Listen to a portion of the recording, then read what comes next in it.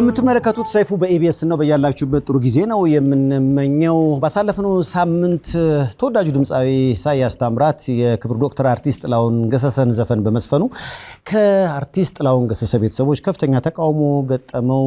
ያው እንግዲህ ውዝግብ ወይም ደግሞ አለመግባባት ተፈጠረ። በዚህ ጉዳይ ላይ የጥላሁን ገሰሰን ቤተሰብ ስላስተናገድን እስኪ ደግሞ ተወዳጁ ድምጻዊ ኢሳያስ ምን ይላል ሞቅ አርጋችሁ ወደዚህ ጋብዙት። ኢሳያስ ወደ መድረኩ እስኪ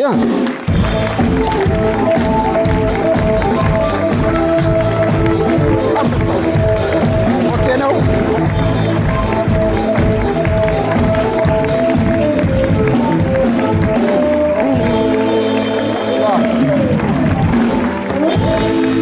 ከባንዱ ጋር ተነጋግሮ ነው እንዴ ነጭ ለብሶ የመጣው?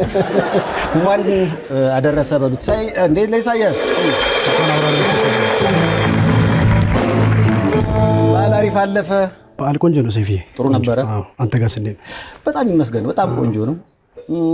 ያው እንግዲህ በታዲያስ አዲስ የመዝናኛ ዝግጅት ላይ የክብር ዶክተር ጥላሁን ገሰሰ ባለቤት አንተ የጥላሁን ዘፈን ዘፍነ ነበር መሰለኝና ይህ መሆን የለበትም የሚል ተቃውሞ ሰምተዋል መጀመሪያ? አዎ ያው እንግዲህ አጋጣሚ ቅዳሜ ቀን ነው ይመስለኛል ሰይፍዬ አንተ ፕሮግራም ላይ ስተላለፈን አጋጣሚ ቅዳሜ ቀን ትንሽ ቢዚ እንሆናለን እኛ ሰዓቱ ለመስማት አልቻልኩም። በአጋጣሚ ግን በማግስቱ ያለውን ነገር ሳይ አየሁት፣ ተቃውሞኑ ሰማሁት። አዎ ግን ዋናው ሐሳብና ዋናው ዓላማ የነበረው ነገር እንግዲህ ሰይፍዬ በዚህ አጋጣሚ ላይ ስራው የሚመሰክርባቸው ብዙ መንገዶች አሉ እንደ ትክክለኛው። በሁለተኛው እኛ እንደዚህ አይነት ነገር ውስጥ ስንገባ ምንድነው መሰል ያደረግነው እንደ ሽርጉድም እኔም እንደ ድምጻዊ ኢሳያስነቴ መሆን የነበረበትና ትኩረት ስንሰጥ የነበረው ወደ ህጉ ምን ይላል፣ ሁለተኛ ደግሞ እንዴት ነው ይህንን ትልቅ ዘፈን ወደዚህ አይነት መንገድ አመተን ስንሰራው ያው እንደምታውቀው ነው ሰይፍዬ ወደፊት ዛሬም ራሱ የተገኘንበት ትልቁ ሐሳብ ሌላ ሆኖ ሳለ እንደው ካነሳው ሐሳቡን እንደው መነጋገር ስላለብን ነው። ስለዚህ በሰዓቱ ላይ ያለውን ነገሮች አድርገን ቆንጆ ሁኔታ ተሰርተው በነበረበት ያን የነበረው ቴክኖሎጂና አሁን ያለው ቴክኖሎጂም አንድ አይደለም።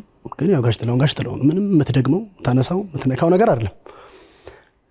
ግን ወደ እንትኑ አተኮርኛ ወደ ስራው፣ ከዛ ደግሞ ደራሲዎቹን ወደ ማስፈቀዱ ህጋዊ ወደ መሆኑ እና ትክክል ነው ብዬ የማስበው ነገር ምንድነው ከዚህ ውስጥ ከስራው ባሻገር በመሰለ መርቁኝ ይባላል።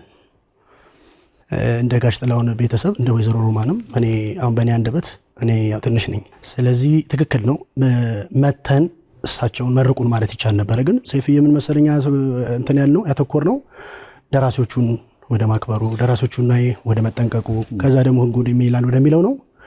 ስለዚህ ሊያስከፋ ይችላል፣ አያስከፋም አይደለም። ለምን ወደኛ ጋር አልተመጣም ነው። ግን ከምንም ሳይድ ታይቶ ሳይሆን ወደዚህኛው ትኩረት ከማድረግ ነው።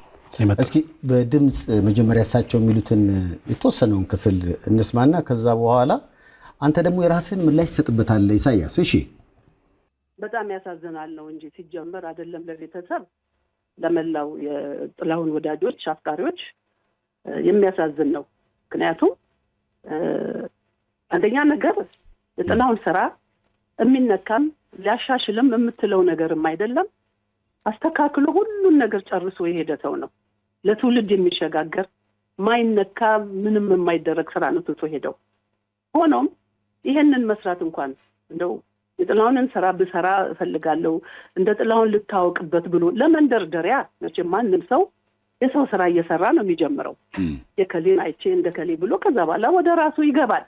ነገር ግን ችክ ብሎ በአንድ ዘፈን መስራት አንደኛ ለኢንዱስትሪውም እድገትም አይሰጥም፣ ለባለሙያው ምንም የሚጠቅመው ነገር የለም። እኛም እንደ ቤተሰብ ራሳችንን እንወቅሳለን። መብታችንን ራሳችን ካላስከበርን መከባበር የሚባል ነገር በዚህ ኢንዱስትሪው ላይ ብዙ አላየሁኝም። ህጉ ይኖራል።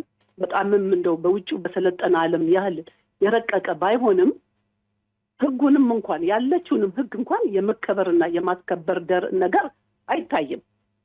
በጥላሁን ደረጃ በጣም ብዙ ስራ ነው የተሰራው። ብዙ ተዘርፏል። ብዙ ነገር ሰዎች ራሳቸውን አበልጽገውበታል። በኢሳያስ ዙሪያ ከሞላ ጎደል የደረሰን ኢንፎርሜሽን አለ። ይህንን የሰራው አካል እንዴት ነው የተወሰኑ ገጣሚና ደራሲ ያስፈቅደዋል እንዴ? ዘፈኑን እኮ ያንን ግጥምና ያንን ዜማ እኮ ጥላሁን ስለሰራው እኮ ነው ይሄ ዘፈን እዚህ ደረጃ ድረስ ተወዳጅ የሆነው።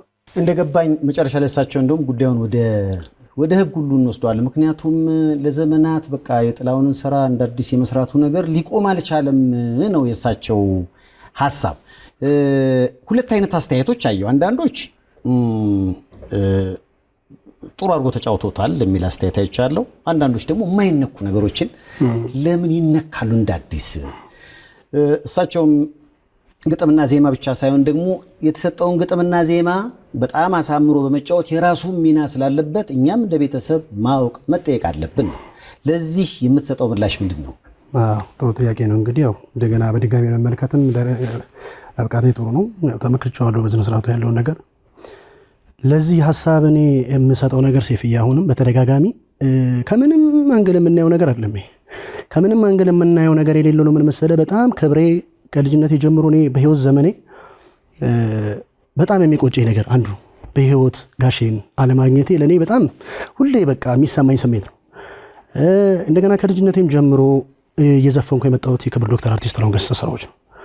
ከምንም ሳይድ ከየትኛው አንግል የሚታይ ነገር ሳይሆን እኔ አይደለሁም እኮ ባይዘበይ ሰይፍዬ የመጀመሪያ አይደለሁም። እኔ በአልበም ደረጃ ወጥተዋል። በውድድር በተለያዩ ቦታዎች ይሰራሉ። እኔ አሁንም ቅድም እንደነገርኩ ነው ወይዘሮ ሮማንን እኔ ገና ትንሽ ልጅ ነኝ። በዚህ ባለው ነገር ላይ እንደዚህ ገብቼ ወይዘሮ ሮማንን እንኳን የክብር ዶክተር አርቲስት ጥላሁን ገሰሰ ሚስት የሆነች ትልቅ ሰውን የምትከበርም ሰው በማንኛውም ሰው የሆነውን ሁሉ ማከብር ሰው ነኝና እኔ እሷን የሚሰጠችው አስተያየት ላይ መናገር ስላለብኝ ወይ ደግሞ እርሳቸው የሰጡት አስተያየት ላይ መንገድ ያለብኝ ነገር ስላለ ይሆናል እንጂ እንደው እንደዚህ አይነት ነገርም የመመለሱም የመናገሩም ድፍረቱም የለኝም ከማክበር እና ከምንድን ነው የመጣው መሰለ ሰይፍዬ፣ ከማክበር ነው። በጣም እኔ ለጋሽ ጥላሁን የተለየ ስሜት አለኝ ባለው በፊት ላይ ያሉ በሚሰሩበት ደረጃ። አሁን ደግሞ ህዝቡ የሚፈልጋቸው ነገሮች ስለሆኑ እነዛን በመልካም ነገር ብዙ ወጥቶበታል እኮ እንደ ወጪም ስናስበው እኔ አሁን ትኩረት አድርጌ የሰራ የነበረው አልበሜ ላይ ነው። አሁንም በጣም በትልቅ ኢነርጂ ነው አልበሜ እየተሰራ ያለው። እዚህ አጋጣሚ እና አብርሃም ወልዴ ሁሉ ሳይቀሩ ምናምን በዚህ ሀሳብ ላይ ያሉ ከሻገሮች እንደ ትምህርትም ደግሞ ካየው እኮ ባላገሩ ላይ ስንማርም እኮ ካምፑስ ስንማር አንዱ ትልቁ መስፈርት የነበረው በካምፑስ ትምህርት ሲሰጠን የነበረው ይሄ ነው። እነዚህ ትላልቅ ዘፈኖች ሆነው ያው አይሰሙም አይደለም፣ በጣም ጥሩ ነገር ያሉ ናቸው። ምንም ጋሽ ጥላሁን የዘፈኖች ዘፈኖች ምን ጥላቸው አይደለም፣ ማንም የምትለው ነገር የለም። ግን ያንኛውን እንኳን ስራ አንስተን ወደ እንደዚህ አይነት መንገድ እንድናመጣ ባላገሩ ራሱ ያስተምረን የነበረው መንገድ ነው እና በተስተካከለ ሁኔታ ሰርተናል። በዚህ አጋጣሚ ላይ መናገር በፈልገው ነገር ሙሉን ሰው ያስደስትም ለማለት አልችልም። ያልተደሰተው በጣም ውስን ሰው ነው ሰይፌ፣ በጣም ውስን ሰው ነው። ያየውም ከሆነ ኮሜንቱን በጣም በሚገርም ሁኔታ እስከዛሬ በብዙ ነገር በትክክል ባልሆነ መንገድ ሁሉ የተሰሩ ዘፈኖች ተሰርተዋል። የጋሽ ጥላሁን ዘፈኖች እውነት ነው፣ ወይዘሮ ሮማን እንዳሉት ትክክል ነው፣ ተሰርተዋል። አሁን ግን እንደው ህዝቡም የሚፈርደውና እየሰጠም ያለው ኮሜንት ነው።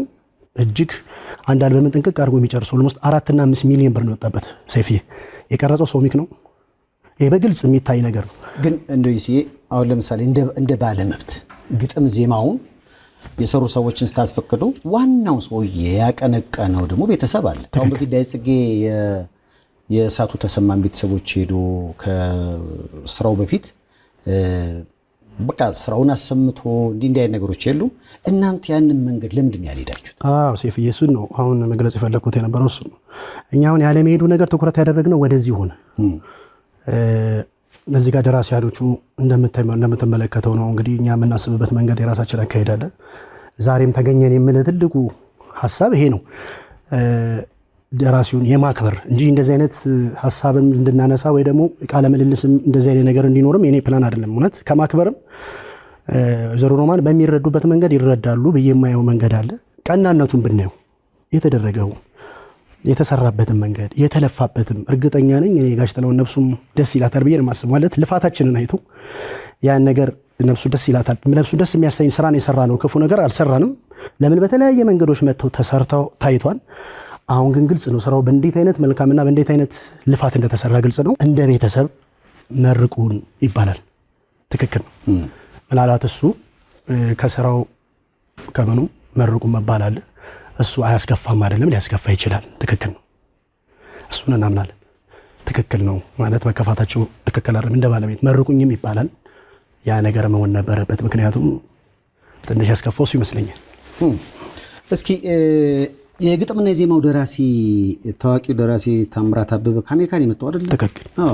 ኢሳያስ እንግዲህ የመጣበት መንገድ ባላገሩ ካለቀ በኋላ ራሱ ያንም ስትወዳደርበት የነበረው ጋሽ ጥላውን ነው። አሁንም እንግዲህ የሰራኸው የጋሽ ጥላውንን ነው እና ብዙዎች አስተያየት የወይዘሮ ሮማንም ጭምር እስከተወሰነ ታይም በጥላውን ገሰሰ ዜማ መሄድ ጥሩ ነው፣ ግን ሁልጊዜ ደግሞ ሲሆን በጣም ከባድ ነው።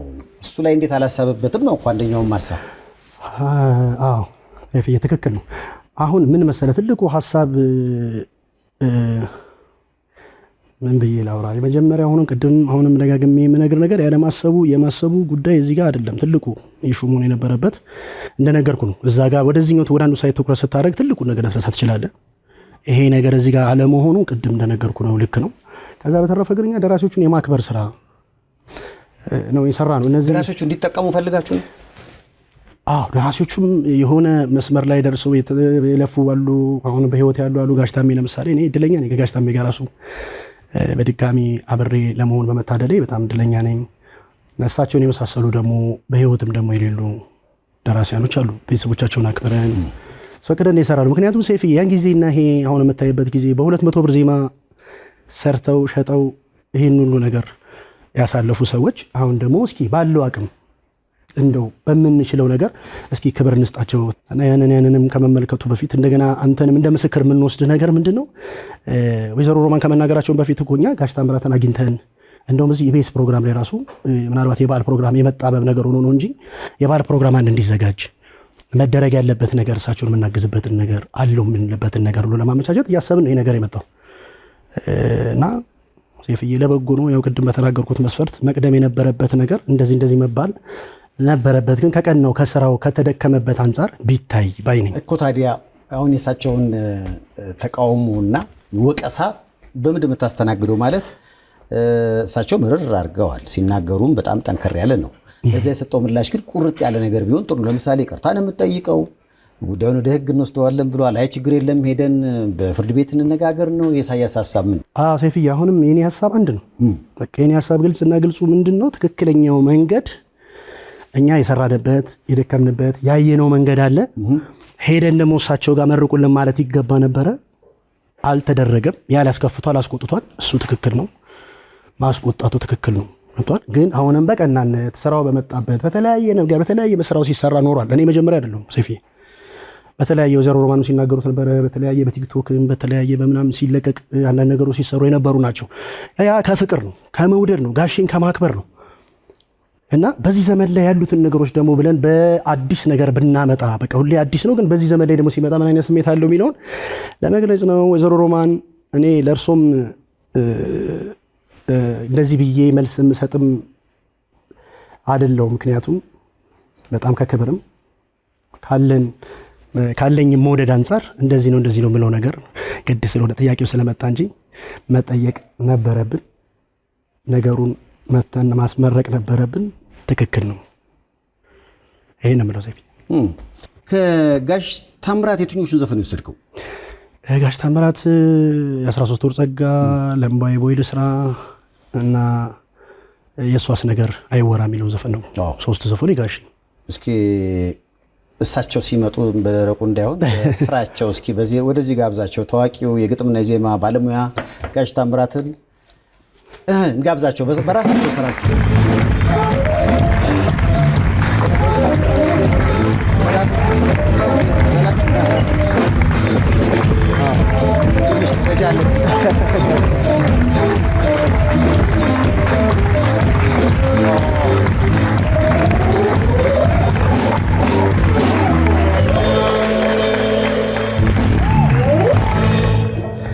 ያው እንግዲህ ስላየው በጣም ደስ ብሎኛል ጋሽ ታምራት። ሰይፍዬ እኔም ደህና ነህ? ደህና። አዎ ከበርካታ ጊዜ በኋላ ተገናኘን። አንዴ ነው አሜሪካ ያየው። አዎ አንዴ ተያየን። አሁን ደግሞ ተገናኘን። አዎ ሙሉ ለሙሉ ወደ ኢትዮጵያ መጣሃል አሁን መሰለኝ። ግሬን ካርታ የሜዳ ሀሳብ አለ እንዴ ተመልሰህ? ምን ችግር ነው? ምን ችግር? ኧረ እባክህን የሀገሬን ነው የምወድ። አዎ ማን እንደ ኢትዮጵያ እያለ ነው ጋሽ ታምራት። መሰደድህ ይቆጭሃል? በጣም አዎ። ባትሰደድ ኖሮ ብለህ ስታስብ ጋሽ ታምራትን የት ቦታ ላይ ምን አድርጎ ታስበዋል? እኔ እንጃ ምን ባልሰደድ ኖሮ ሁለት ነገር ነው። ባልሰደድ ያው ዱርዬ ስለነበርኩ በልጅነቴ ኤድስ ይገለኝ ነበር። ያ ምን በሽታ እኮ ነው። አታርፍም ነበረ። ኦቪየስ ነው። አይቀርም ጓደኞቼ የሉ። ስለዚህ አዎ በአብዛኛው ጓደኞቼ የሉ። በጊዜው ትንሽ ነበረ ቡጊ ያለ ምናምን ትንሽ አልኮል አለ። በአብዛኛው እንግዲህ በዚህ ህመም አልፈዋል። ኧረ እግዚአብሔር እንኳን አኖረ በሉት እንደ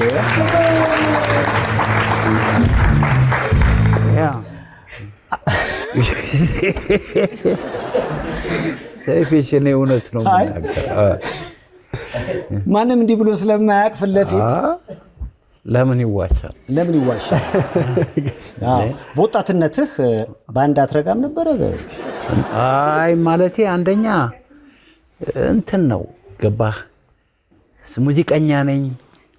ሰው በዛ በግራ በቀኝ ይጋብዛል፣ ሌላ ነገር የለምና ማታ ደግሞ ሲጨለም የምታስበው ነገር ሄደህ ትዘፍናለህ፣ ምን ትላለህ። ከዛ ደግሞ አሳሳቾች አይጠፉ ገባህ። እምር ብሎ ይመጣል። አይን ውበት ካየ አይመለስም ጊዜው እና ማየት ደግሞ መመኘትን ያመጣል። መመኘት ደግሞ ወደ አልጋ ይወስዳል። የማይቀር ነው ሰይፍሽ አይቀርም። ስለዚህ በዛ ህይወት ውስጥ ሆኖ ኖሮ እመኛለሁ ወደ አልጋ ይሄድ ነበር፣ ግን በአጋጣሚ ዞር ማለቴ እነሆ ተርፌ ሶፋ ላይ ለመቀመጥ ችያለሁ እኮ እያለ ያን የጠቀመው። ጉዳቱ ደግሞ ብዙ መስራት እየቻልኩ እዛ ሞራል ወድቆ ኤቭሪዴይ የማስበው በቃ ጸጸት ነው። ወይኔ ባልሰደድ ዘፈኖች ስሰማ ምን ስል በቃ አብዳለሁ። እና መስራት እየቻልኩ ምን አረጋለሁ? ምንድነው ሪዝኑ እዚህ ሀገር የመጣሁት? በቃ ሊሞ ነበር የምትነዳው አይደል? ከዛ በፊትማ ሲስተም አናሊስት ነበርኩ። ዋው! ያ ማስተርስ አለኝ እና ባችለርና ማስተርሴን ጨርሼ AWS ሰራ ነበር። ኮምፒውተር ኮዲንግ፣ ቢዝነስ አናሊሲስ ምናምን። ስለዚህ ጥሩ ይከፈለ ነበር። አዎ። እና አሁን የገንዘብ አይደለም ችግሩ፣ የውስጥ እርካታ ነው። ከዛ በኋላ እኮ ነው ተነስቼ በ2005 የምን አባቱ ተዳርቆ 24 ሰዓት ስክሪን ላይ መዋል ምን አባቱ ዘለ ገብርኤል የሚባል ጓደኛ ደውሎ እና ላስ ቬጋስ አለኝ። ወዲስ ላስ ቬጋስ ስለው እንደዚህ ነው ፋን ነው አለኝ። እንደሄድኩኝ ሌሞን መንዳት ጀመርኩ። I speak with everybody celebrity ማልነዳው ሰው ማይክ ታይሰንን ይዤ እነዳለሁ፣ ኮቢ ብራይንትን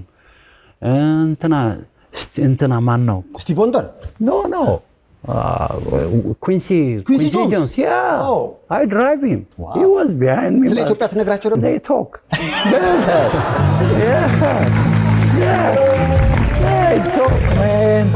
They talk.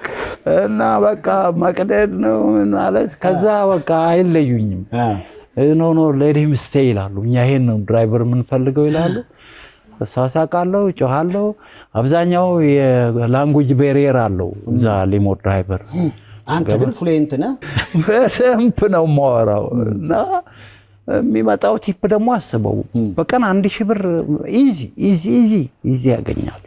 በቀን $1000 ነው ማለት? I swear እግዚአብሔር ምስክሬ ነው። ከዛ አልሄድም አልኩ፣ ስራዬንም አልፈልግም አልኩ። ምክንያቱም አንደኛ ፍቃድ ቢሰጡ 3 ሳምንት ነው እና ቫኬሽን 3 ሳምንት ዩኬሊንግ አልፈልግም አልኳቸው። ከዛ ኢትዮጵያ መመላለስ ጀመርኩኝ። ከዛ በቃ ላይፍ ጣመኝ። ከዛ ገንዘቡ ደግሞ ቢዝነስ ወደቀ 2008 ላይ። ከዛ ሴሌብሪቲው ምኑም ላስ ቬጋስ ሰለቸው፣ ዱባይና ማካኦ ነው የሚሄደው። ከዛ እኔም ብሮክ መሆን ጀመርኩ። በቃ $1000 ጠፋ። $1 ጠፋ። አራታው ያ ደግሞ አየህ እኔ ከብደት ወደ ብደት ነው ሄድኩት። ያንኑ የድሮ ብደቴን ነው ማረገው። እሺ፣ እቆምራለሁ፣ እጠጣለሁ። በቃ ምን የሚዲያ ላይ የሚወራ አይደለም። ግን አንተን የመታህን ድንጋይ ሌሎች እንዳይመቱም እያነቃህ ነው። ታዲያ እንዲህ አይነት ሰው ነው የምንፈልገው።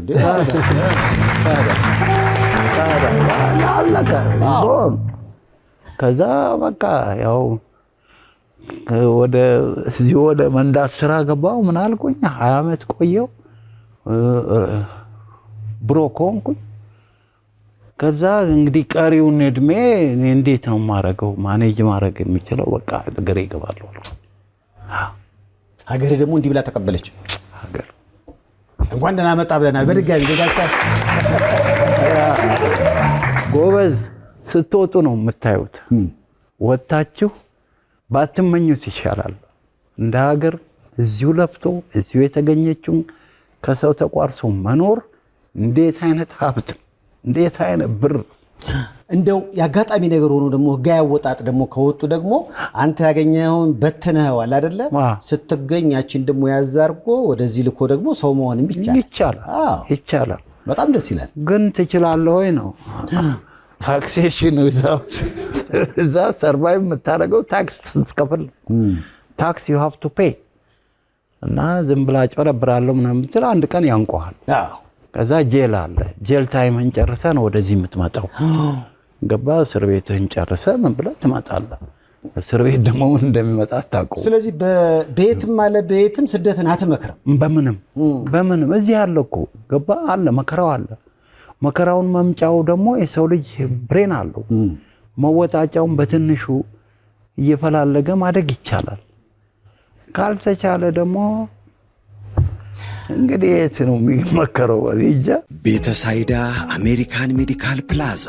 በቤተሳይዳ አሜሪካን ሜዲካል ፕላዛ ለእርሶ ጤንነት 24 ሰዓት የሚጨነቁ ባለሙያዎች ከዘመነ የሕክምና መሳሪያ ጋር ይጠብቁዎታል።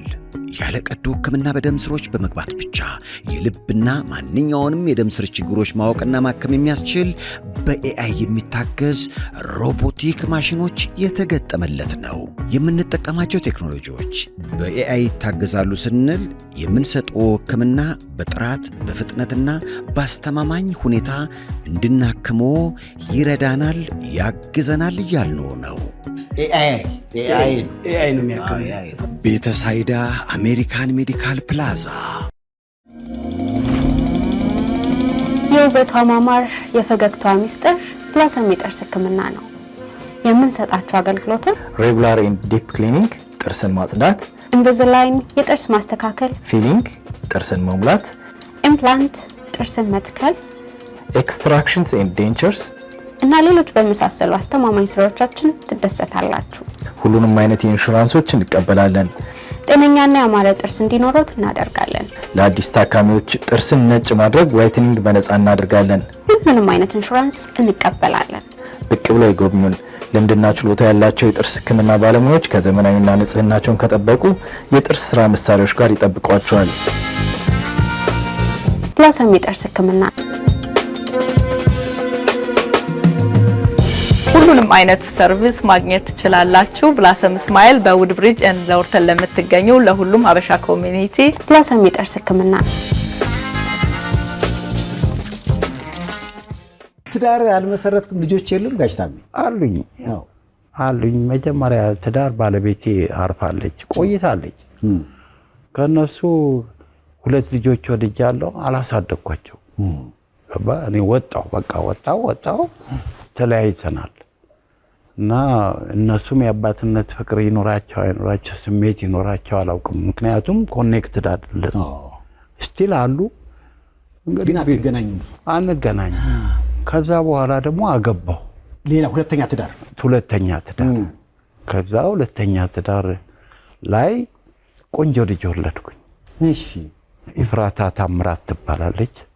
ኢፍራታዬን አሳደግኩ። አሁንም እያሳደግኩ ነው። ዩኒቨርሲቲ ነች፣ 5 ዓመት ትጨርሳለች።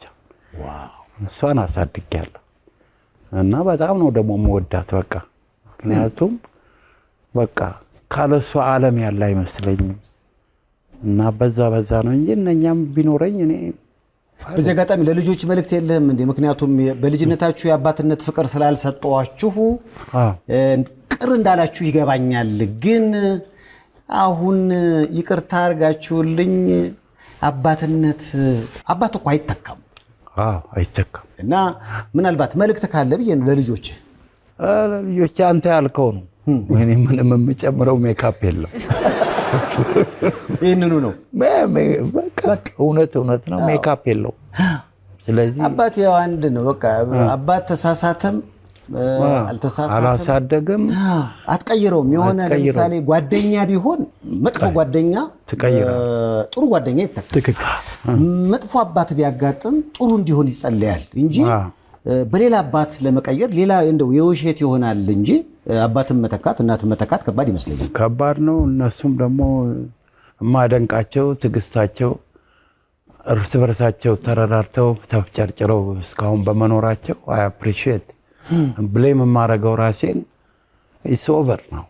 ምንም ማድረግ እንደማልችል እና ስቲል ላቭ ዜም። ይኸው አባታችሁ ጋሽ ታሜ ይወዳችኋል። በጊዜው ፍቅር ስላልሰጠዋችሁ ሁሌም ይጸጽተኛል እያለ ነው። እርግጠኛ ነኝ ትቀበሉታላችሁ።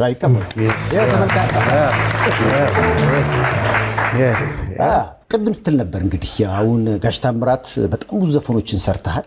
እንደውም ባለፈው ከተቦርነ ጋር ያረከውን ቃለ መጠይቅ እያረኩ ነበር እያየሁ ነበር። በጣም ያሳቀኝ አንድ ጉዳይ ነበር። ለሱም ነገርዋል። ለኔም ተመልካቾች ብትነግር በጣም ደስ ይለኛል። እኔም ቸገረኝ እነግራቸዋለሁ። እስኪ ንገራቸው እንደገና። ምኑን አውጣው በዛ አውጣው። እኔም ቸገረኝ እነግራቸዋለሁ።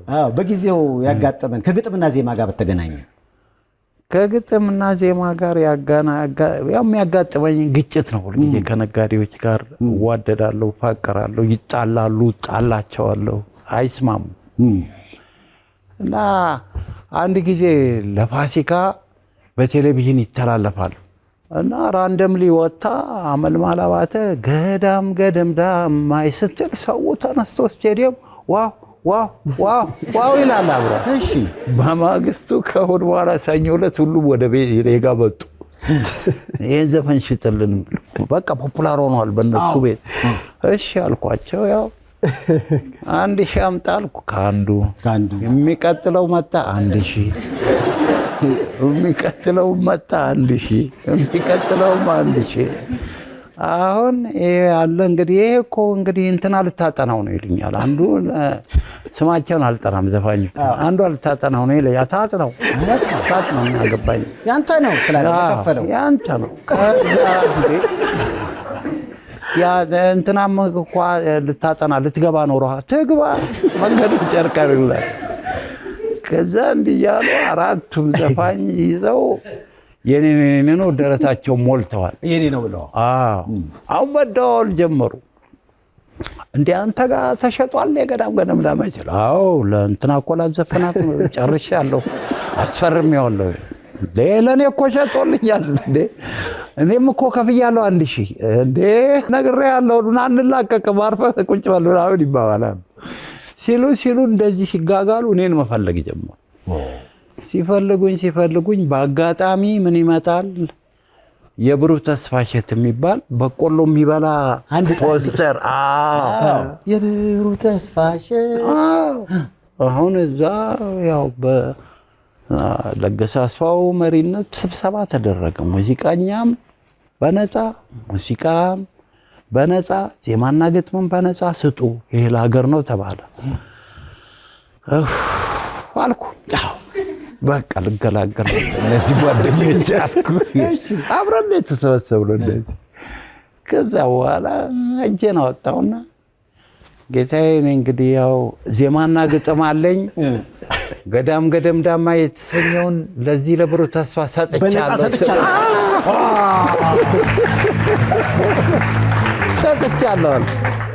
ሰጥቻለሁ ስል በደክ ብለው ያረሄ ሌላ ጉድ ሰራ አይናገር አይጋገር ሰው ቀጭ ፍርዱን ጠበቅኩ። ተወሰደ ዘፈኑ አለቀ። ከዛ በኋላ ስንወጣ እንደው ታሜ እንዲህ ጉድ ሰራና አይ ምን ላድርጋችሁ እንዴ ነገር ጉዳይ ነው ያገራችሁ እሳቸውን ጠይቋል ታዲያ እና በቃ አንዳንዱ አኩርፎኝ ሄደ ሳያናገረኝ ሌሎችም ጠየቁኝ። ያው ነው አንዳንዴ ከሰሩ ምን አለበት ደግሞ እናንተ ብር እንጂ ድረስ ነው ምን ችግር አለ። እኔም ደግሞ ባላው በቃ በሰላም በሌላ ጊዜ በስራ ተካላለሁ ተባባል። ከዛ አቆረቡ፣ ተለያየን። እኔም ገዳም ዳማይን እዛው ገዳም አስገባሁት። ማን ዘፈነው? አመልማል መጨረሻ ጠቅላይ አመልማል ሄደች። በቃ አመልማል ዘፈነ። ይሄን አድርጌያለሁ። እንግዲህ እግዚአብሔር ይቅር ይበለኝ። አሁን ንስሐ እየገባህ ነው እኮ በዛው። አዎ። እና እንደው የንስሐ ነገር ከተነሳ ግን አሁን የክብር ዶክተር አርቲስት ጥላሁን ገሰሰ ባለቤት ወይዘሮ ሮማን እንዴት ጋሽ ታምራት ጥላሁን ገሰሰ እንደዚህ ሰቅሎ የሰራውን ስራውን ለኢሳያስ ሲዘፍነው እንዴት ዝም ይላል? እንደ ቤተሰብ መቼም የጥላሁን ሚና አለበትና እንዴት አያማክረንም ብላ አዝናባለች። በኔ ነው? በዘፈኑ ነው? በማን ነው? ምንድነው? ግልጽ አይደለም። ምን ሆና ነው ደግሞ? እኔ አላውቃትም። እንደ ቤተሰብኛም ልንጠየቅ ይገባል። እንዴ ጋሼ ከሞተ ቆይቷል እና ደግሞ እኔ ጋሼን የት አገኘዋለሁ? የት ብዬ ነው የምጠይቀው? ይቅርታ ስለመጠየቅ ቤተሰብ ስላለሁ እኔ ቤተሰብ ስላለሁ እሷ ቤተሰብ ትሁን።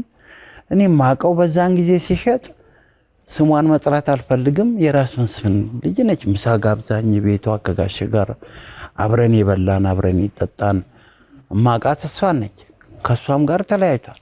ሮማንን ያገባ ቀርቦ አንድ ቀን እንኳን ቡና ጫቃለሁ ከሷ ጋር አላቃትም። ግን እንደው ጋሽ ታምራት አሁን አንድ ዘፈን በጣም አሪፍ አድርጎ ይሄ ጋሽ ጥላሁን ሚና አለው አይደለ? አሁን አንተ የሰጠኸውን ብቻ አልሰራም፣ እሱ ጨምሮበታል፣ የሱን ቀለም ጨምሮበታልና የሆነ የሱ ድርሻ የለውም ዘፈኖችህ ላይ? ምንድነው ድርሻው? አልጻፈ ጉሮሮ ውስጥ እኔ ወስጄ በወተፍኩኝ። ከየት አምጥቶ ከየት ነው የሚያመጣው? እኔ ነኝ የሰጠው እንዴ? እኔ ነኝ እንጂ ባለቤቱ ጋሼ ባለቤቱ ሊሆን አይችልም። ጋሼ አሳምሮ ዘፍኗል፣ ስራውን ጨርሷል። ቢኖርም በህይወት ጠይቀው ነበር። ምክንያቱም ክብር ይገባዋል፣ ለክብሩ ጠይቀዋል። ግን የሱ ማለት የቤተሰቦቹ አይደለም? የሱ ማለት የቤተሰቦቹ ነው። አሁን ምን ያህል ጥላሁን በጣም አብሮ አደጌ ነው፣ ጓደኛዬ ነው። ማት ፎቶግራፍ አለን። ሚኒን ባገኘው እነግረዋለሁ፣ ንጹህ ወርቅን ባገኛት እነግራቸዋለሁ። እንግዲህ እኔ ከቤተሰቡ ማቃቸው እነሱን ነው። እኔ እንግዲህ በቃ ዘፈን አትሽጥ ተብዬ ቁጭ ያልኩ ከሆነ ደግሞ እግዚአብሔር ይፍረድ። እኔ ምን አውቃለሁ? ያኔም ቢሆን እኮ ገንዘብ አናገኝም እኮ ምን አላት። ከቅጂና ተዛማጅ ህጎች ጋር እንደውም ጋሽ ዳዊት ይፍሩን አውርቼው ነበር። እሺ። እና የመጀመሪያ ደረጃ ባለ መብቶች ገጣሚው፣ ዜማ አውጪው፣ አቀናባሪው እነዚህ ሀሳቡ ላይ መጀመሪያ የተሳተፉት ማለት ነው። በሁለተኛ ደረጃ ደግሞ እንደገና ባለ መብት ደግሞ ድምፃውያኖቹም ይሆናሉ ይላል። ጋሽ ዳዊትን ያንተን ህግ አላውቀውም እግዚአብሔር ይስጥልኝ በለው። እንዲህ አይነት ትምህርት አልተማርኩም። እዚህ ሀገር ደግሞ ብኖር ደግሞ ላቀችል ይሆናል። ገብቷል። እና እኔ እሱን ሀሳብ ማጣጣላይ አይደለም። እሱ የሙዚቃ ማህበር ሊቀመንበር ነው። ብዙ ትሬንድ ይኖረዋል። እስኪ ምናልባት ዛሬ ቢመቸው ኖሮ ይመጣ ነበር፣ ግን ስላልቻለ ነውና የተወሰኑ ነገሮችን እሱም ሀሳብ ቢሰጥ። ምክንያቱም ይሄ ነገር ይሄ ጭቅጭቅ ሁሌ መነሳቱ የማይቀር ነው። የሆነ ቦታ ላይ መቋጨት አለበት። ነገ አሁን ለምሳሌ ኢሳያስም የራሱን ስራዎች ሰርቶ ግጥምና ዜማ ከሰው ወስዶ ሌሎች ኢሳያስን አስመስለው ቢዘፍኑበት ይሄው የጋሽ ጥላሁን ህመም አንተ ጋር መምጣቱም አይቀርም እና ከዛ አንፃር ጋሽ ዳዊት እንዴት ነህ? አይሰማም? አሎ እያለው ይሰማል ጋሽ ዳዊት? ኧረ ኮኔክሽን ትክክል አይደለም። እዚህ ጋር እስኪ አሁንስ አይሰማም? እዚህ ጋር እስቲ ጠጋ በል። አሁን ጋሽ ዳዊት እንኳን አደረሰ። መጀመሪያ እንኳን አብሮ አደረሰን። ሰላም ነው። ባሳለፍነው ሳምንት የኢሳያስ ታምራት የክብር ዶክተር አርቲስትን ጥላሁን ገሰሰን ስራ ሰርቶ ነበርና ከመብት አንጻር ያው አንተ ደግሞ የኢትዮጵያ ሙዚቀኞች ማህበር ፕሬዚዳንት ስለሆንክ የጥላሁን ገሰሰ ቤተሰቦች ለምን እኛ አያስፈቅድም? እኛም ባለ መብት ነን። ግጥምና ዜማ የሰሩትን ሰዎች ብቻ ሳይሆን ያንን ስራ ደግሞ ህይወት የዘራበትን አቀንቃኙንም ማስፈቀድ ግድ ይላል የሚል ሀሳብ አላቸውና የሙዚቃ ማህበሩ ፕሬዚዳንት አንተ በዚህ ጉዳይ ላይ እንደው ያለ ሀሳብ ምንድን ነው ጋሽ ዳዊት? እንግዲህ እንደዚህ የመሳሰሉ ነገሮችን መስመር ለማስያዝ እንግዲህ የተደረገው ጥረት የዛሬ 22 ዓመት በለው 22 ዓመት የፈጀ ነው።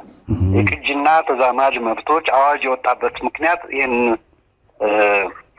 ሶልቭ ለማድረግ ነው አንደኛው። ሁለተኛው በ2007 ዓመተ ምህረት ማሻሻያ የወጣው ደግሞ የንግድ የፈጠራ ስራ ለንግድ ተግባር ሲውል ሮያሊቲ መከፈል አለበት የሚል ነው።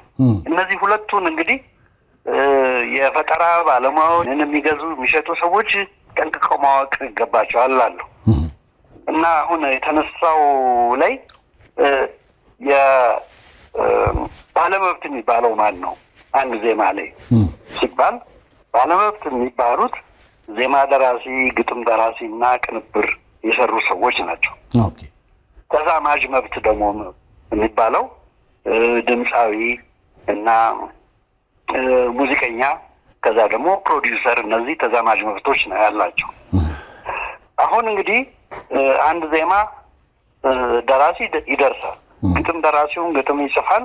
ይሄን ወደ ቅንብር በሚወስድበት ጊዜ ይህን የሚያቀናብረው ሰው ዜማ የተደረሰው ላይ መግቢያ ይሰራለታል፣ ብሪጅ ይሰራለታል። ያንን ደግሞ የሚያቅፍ ቤዝ ላይን ይሰማል። ይሰማል። ቤዝ ላይን ይጨምርበታል። ያንን ቤዝ ላይኑን ከድራም ጋር ደግሞ የሚያዋህደውን ህብር ያደርግበታል። እነዚህ ሁሉ ተባብረው ነው አንድ ዜማ የሚያደርገው።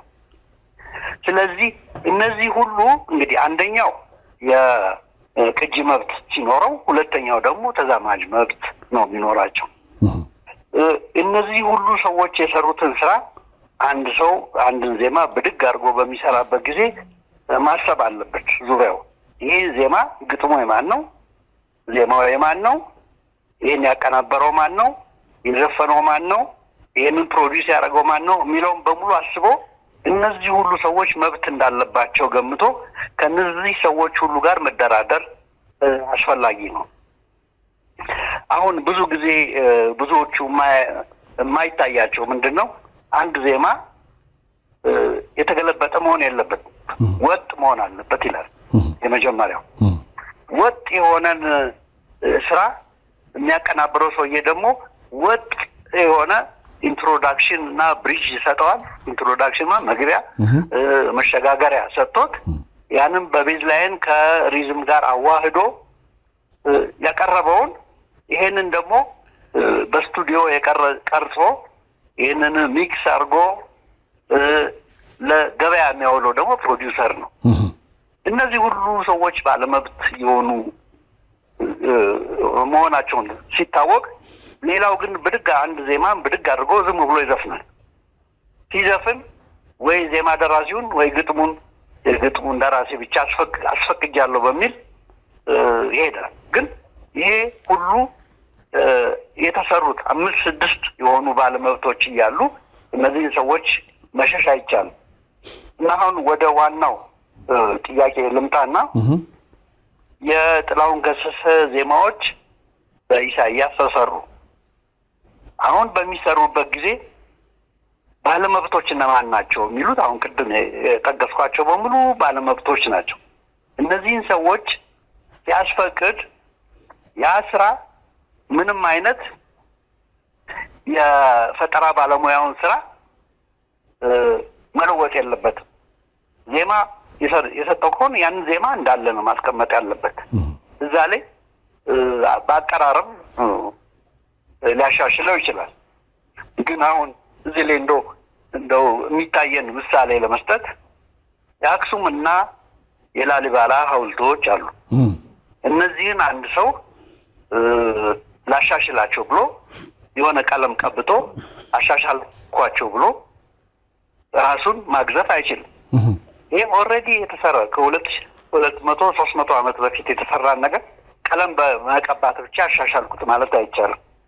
አሁንም የጥላሁን ገሰሰ ስራዎችን እንዳለ ገልብጦ መስራት የብዙ ሰዎች መብት ከመደፈሩ ባሻገር ያንን የሰዎቹ የኢኮኖሚ መብት የሞራል መብታቸውን ቀይሮ ማቅረብ ራሱ ወንጀል ነው እና ያቀርብ እንኳን እነዛ ሰዎች በእርግጥ ከኔ ከሰራሁት የተሻለ ነውና ጎሄድ ብለው መፍቀድ አለባቸው። ያ ሲሆን ብቻ ነው ያ ሰው የመስራት የሚችለው እንጂ አንድ ቁንጽል የሆነውን አንዱን ፓርት ብቻ አስፈቅዶ በመስራት ይሄ መብቱን የገዛው ስለሆነ ማን ማገባህም ብሎ መጻደቅ አይቻልም የሚል ሀሳብ መስጠት ነው የምፈልገው።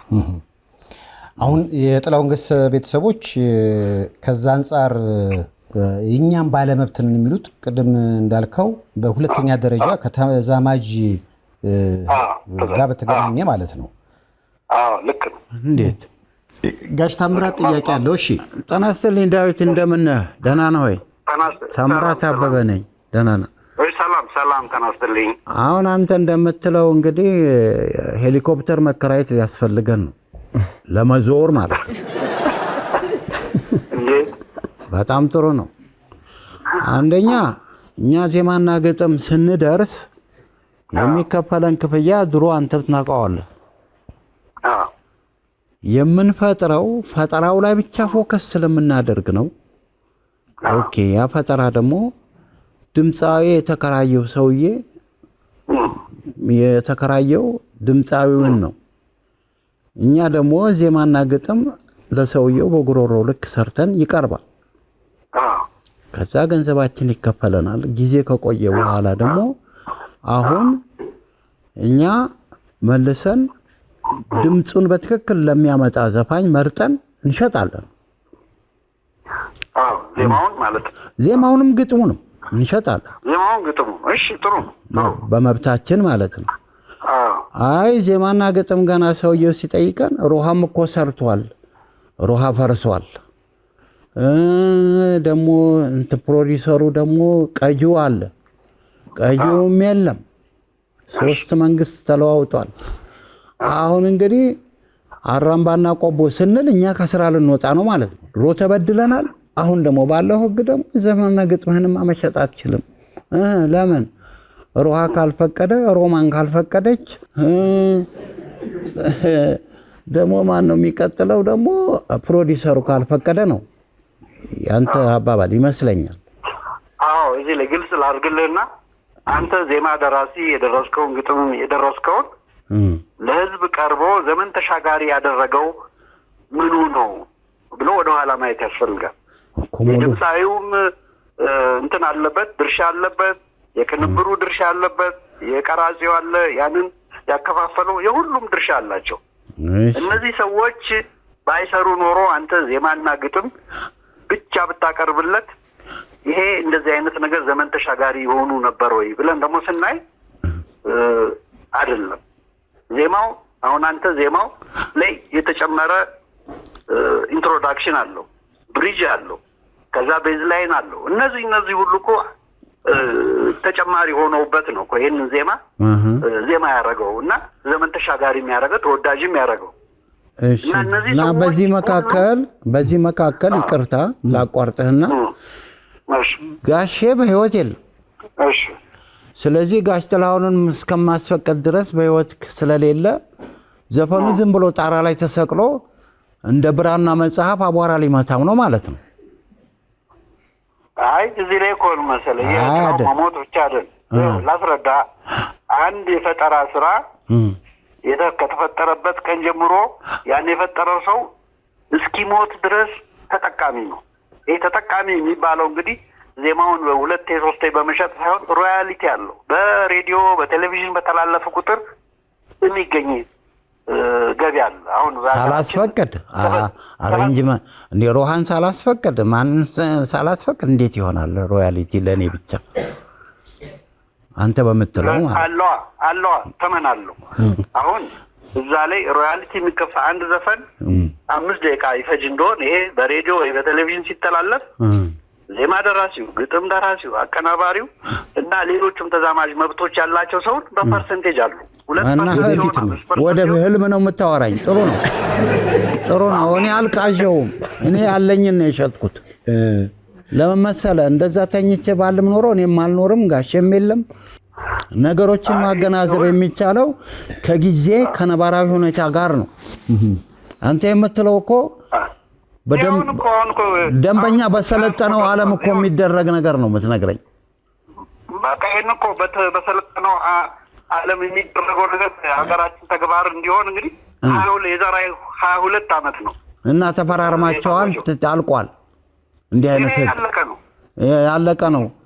እኔ እንግዲህ ያለቀ ነው። አሁን እኮ ነገ ከነገ ወዲያ እያንዳንዳችን ኪስ ይገባል እያል በመጠባበቅ ላይ ነው ያለ ነው። አሁን አንተም ቢሆን ደርሰበታል። እኔ ደርሼበታለሁ። ዜማና ግጥሜን ሸጫለሁ። እኔ ደግሞ 34 ዓመት ስኖር ይሄንን ህግ እኔ አልሰማሁትም፣ አላቀው ጌታ። ይሄ ነው ችግሩ። ይሄ ነው እና ይሄንን መከታተል ሙያችንን ለማስከበር ህጉ ሲወጣ ህጉ ተግባራዊ እንዲሆን ደግሞ ትብብር ማድረግ አለብን። አሁን የቅጂና ተዛማጅ መብቶች የጋራ አስተዳደር ማህበር ሮያሊቲን የሚሰበስብ ማህበር በህግ ከተቋቋመ ይኸው 5 ዓመት ሆኖታል። እዛ ላይ እየሰራ ነው። ለእያንዳንዱ ተመን አውጥቶ ስንት ሳንቲም ማግኘት አለበት፣ ስንት ብር ከሌ ማግኘት አለበት የሚለው ተመን ወጥቶ በአይምሮ ንብረት ባለስልጣን ጸድቆ የሚዲያ ባለሙያዎች ደግሞ ይሄንን ከተጠየቅን እንከፍላለን ብለው ተስማምተውበት አሁን በተስፋ እየጠበቅን ያለ ነው። ገና እስከሚጸድቅ ማለት ነው። ተስፋ ጸድቋል። ሁለት ነገር አትናገር አንተ ደግሞ። ወይ አጽደቀ ከሆነ ንገረኝ፣ ወይ ካላጸደቅ ደግሞ አልጸደቀም ጠብቅ በለኝ። እንደዛ ነው። ጸድቋል። ይሄ ተግባራዊ የሚሆንበት ጫፍ ላይ ነው ያለ ነው። ከነገ ወዲያ ሆላ እናያለን። ምናልባት ይሄኛው ገጠመኝ ካሁን በኋላ የቀድሞ ስራዎችን ለሚሰሩ ጥሩ ማስተማሪያ ይሆናል ብዬ አስባለሁ። እንግዲህ ተወዳጁ አቀንቃኝ ኢሳያስ ቀደም እንዳለኝ ነጋሽ ታምራት ያሉበት ሁኔታ ሳይ በ200 ብር ስለሆነ ግጥሙና ዜማውን የተሸጠው ያኔ እነሱንም ለማገዝ ነው ይሄን ስራ የሰራ ነው እንጂ የራሴን የሆነ እኮ ሙሉ አልበም የሚገርብ አልበም ጨርሻለሁ።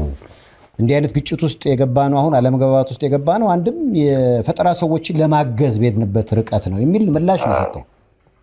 ይሄንን ያላምንበት የፈጠራ የዛሬ 40 ዓመት የተፈጠረ ስራ ላይ ከመፈናጠር አሁን ታምራት ይኸው በህይወት አለ፣ ታለንቱም አለው፣ ስራውም አለ።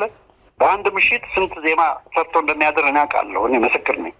ስለዚህ ታምራት ከዚህ በፊት እንደዚህ ሰርተሃል፣ አሁን ደግሞ ለእኔ ደግሞ በእኔ ልክ ዜማ ስራልኝ፣ ግጥም ስራልኝ ብሎ ሰርቶ እንደገና ለ40-50 ዓመት የሚቆይ አዳዲስ ዘፈኖች ሲቻል ከዚህ በፊት የወጡና እንደው አንዳንዶቹ ይሰለቹ ማለት ይቻላል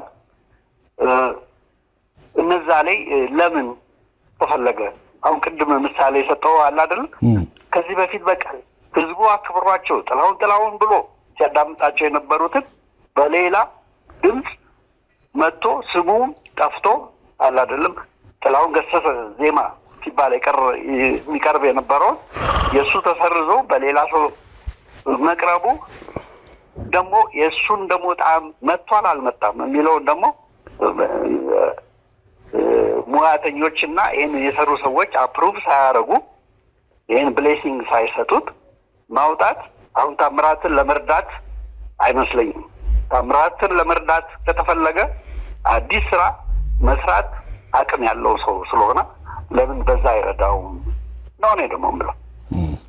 እያደገች ባለች ፈጣን ከተማ ውስጥ ልብ ለራሱ የተረጋጋ ቦታን ይፈልጋል። አንዳንድ ራዕዮች ከመሬት ስር ይፈልቃሉ፣ ከነገ ይዛመዳሉ።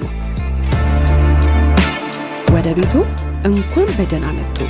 ከአኮያ ቤት ሲገዙ የኢትዮጵያ አየር መንገድ ሼባ ማይልስ ጎልድ አባልነትን በክብር ይቀበላሉ። አኮያ ፕሮፐርቲስ የኢትዮጵያ አየር መንገድ ሼባ ማይልስ የመጀመሪያው የሪል ስቴት ፕላቲኒየም ፓርትነር።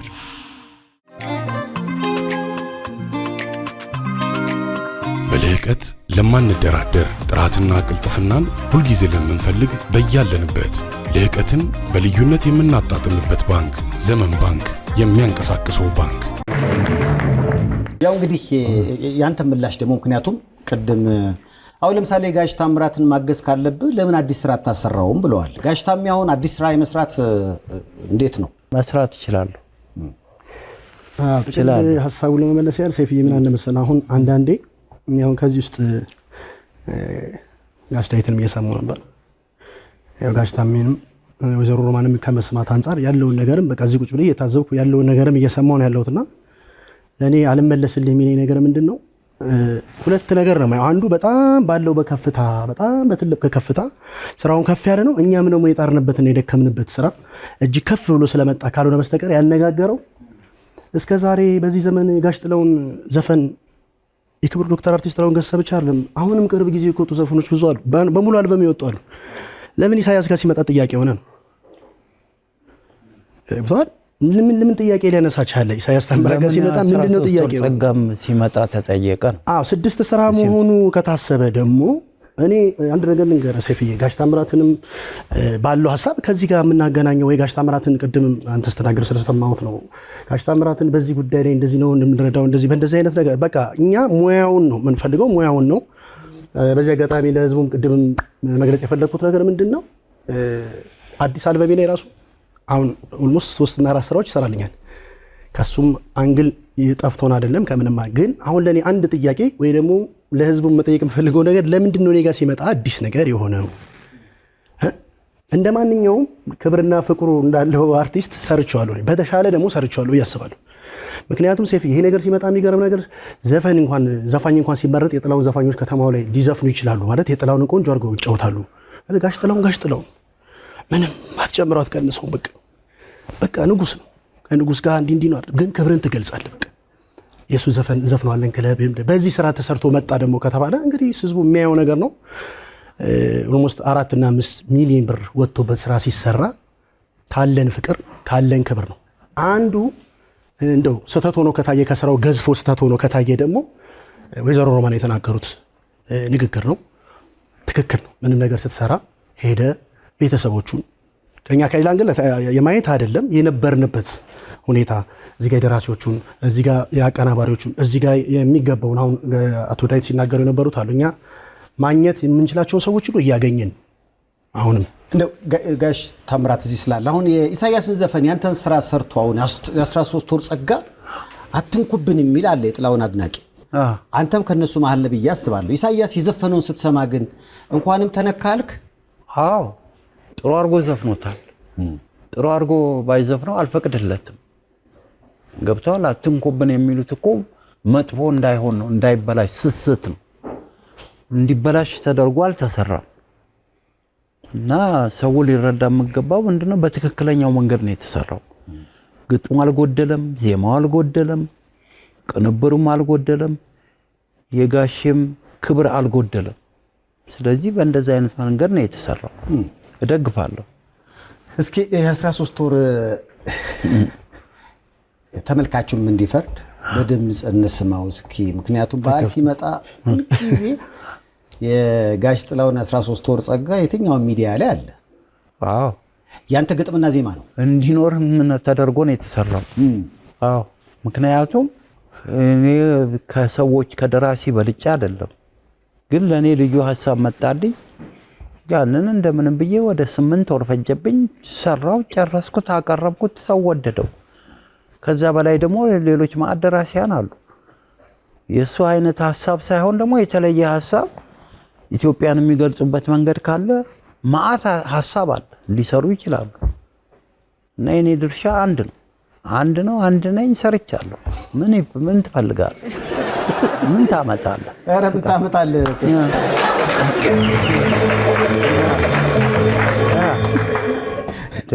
13 ወር ጸጋ እስኪ ጋሽ ጀምሮ ለምባዬ ዘፈነው ለምባዬ ቦይ ልስራ እንዴት ነው የሰራኸው በማለት ሐሳቡ አንተ ላይ የደረሰ ታሪክ ነው።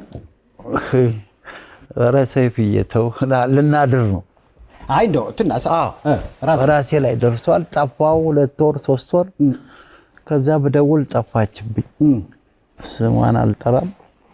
ባይዛው ጠፋች ቀረች። ከዛ በኋላ አገኘኋት ከመውጣቴ በፊት በቃ። ከዛም አሜሪካ ሆነን እንደዋወል ነበር። አሁን ደግሞ የለችም፣ ጠፋች፣ ስልክ ሲቀያየር። እንደዛ ነው። ሳላስብ ትተሽኝ ቢጠፋኝ ሚስጥሩ ብዬ ወጣሁ። ከውስጥ ነው የወጣው። ትዝ አይልሽም ወይ አቅፌሽ ያ ጨዋታና ሳቅ እየደባበሽ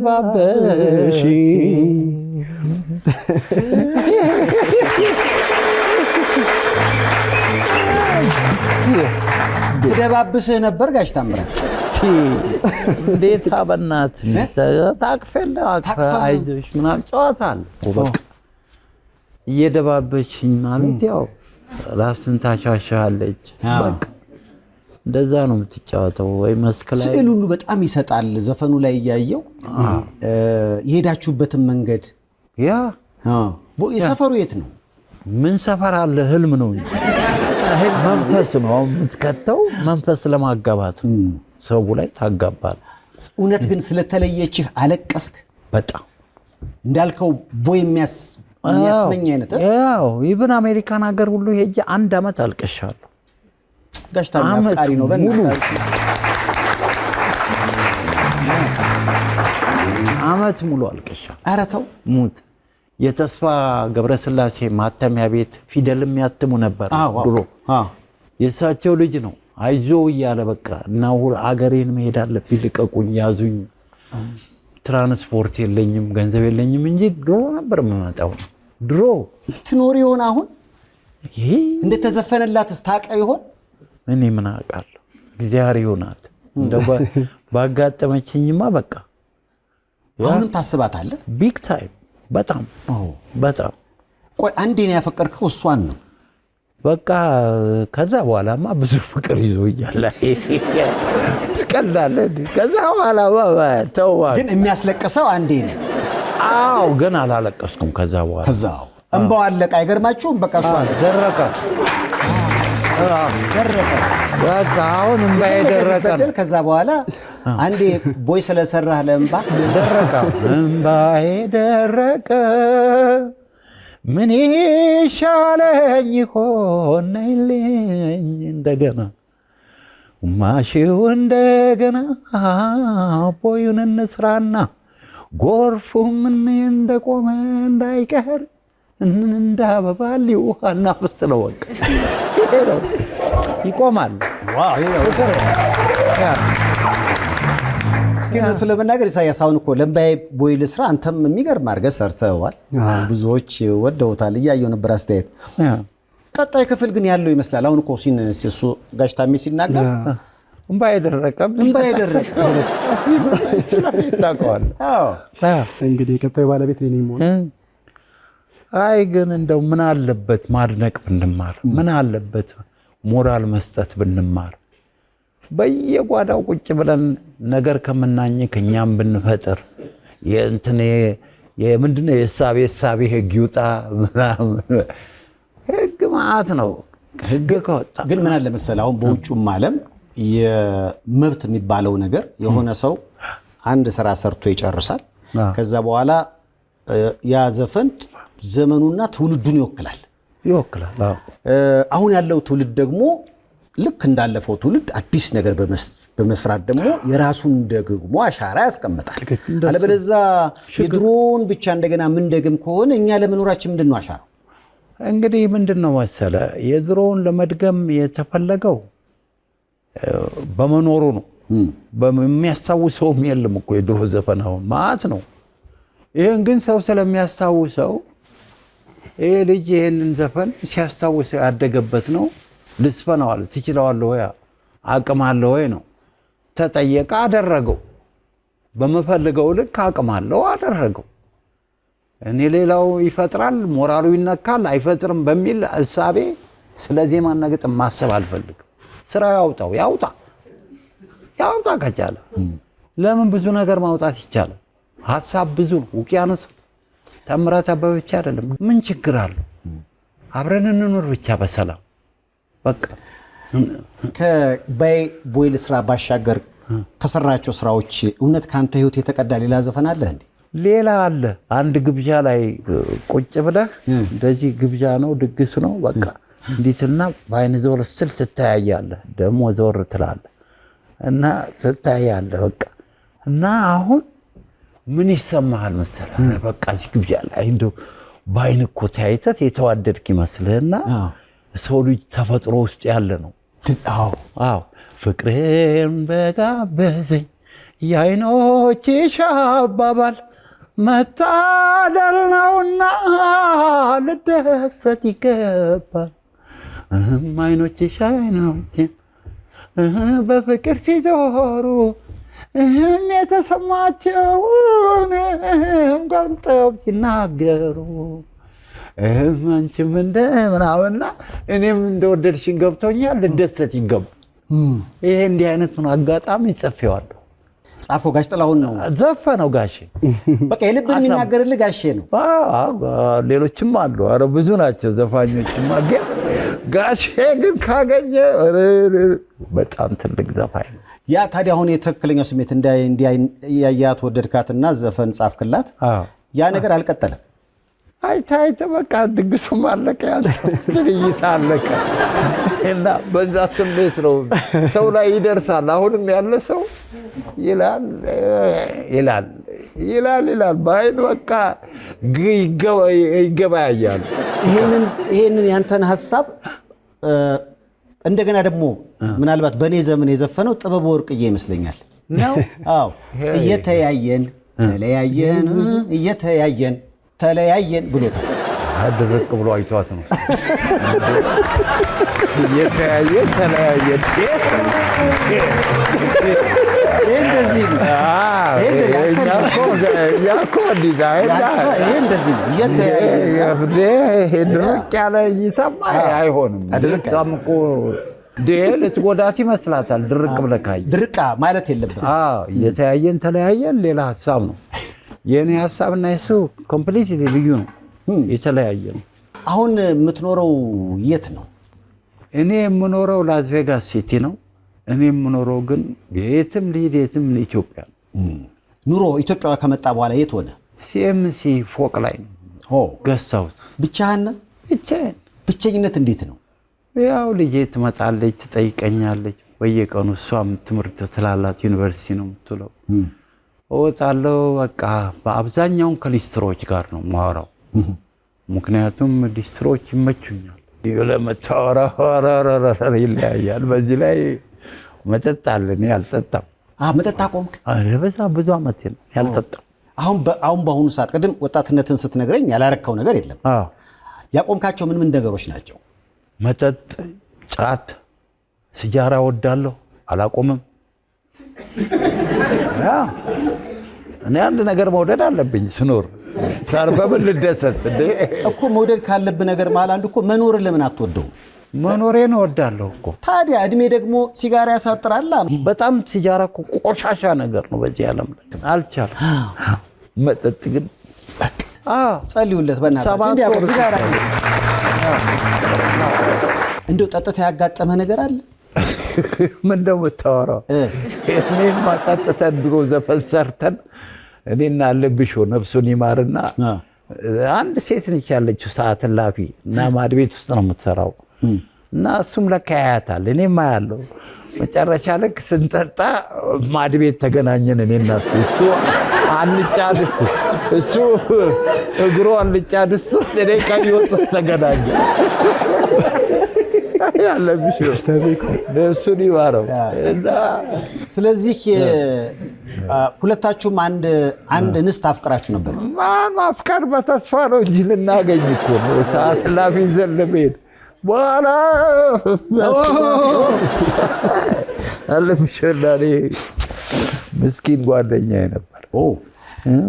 ከዛ ውጭ እንደው ጠጥተህስ ማለት ራስን ባለማወቅ ሊሆን ይችላል ያጋጠመ ነገር አለ? አይ እኔ በጣም እስከምሰክር አልጠጣም፣ ደስተኛ ነኝ። በቃ ያው ብር የለም ጠጣይ ምናምን ነው የምለው። ጋባዥ ነህ? አንድ ጊዜ ደግሞ የራሴ ፊት አስጠላኝ። ጊዮን ሆቴል ምናምን ቀምቅሜ ሳየው ፊቴ አስጠላኝ። እንደናችና መስታወት ቡና ረኩ በጠርሙስ ፊትህ አስጠልቶ የራሴ ፊት አስጠላኝ። ማኔጀሩ መጥቶ ይታሰራል ይሄ እንደዚህ ሲል ኤፍሬምና ኩኩ ናይበር እኛ ጓደኛችን ነው አትክለውቁት ከፍለው አስለቀቁኝ። መስታወት ሰብሬያለሁ። የራሴን ፊት ያምራል ጋሽ ታሜ።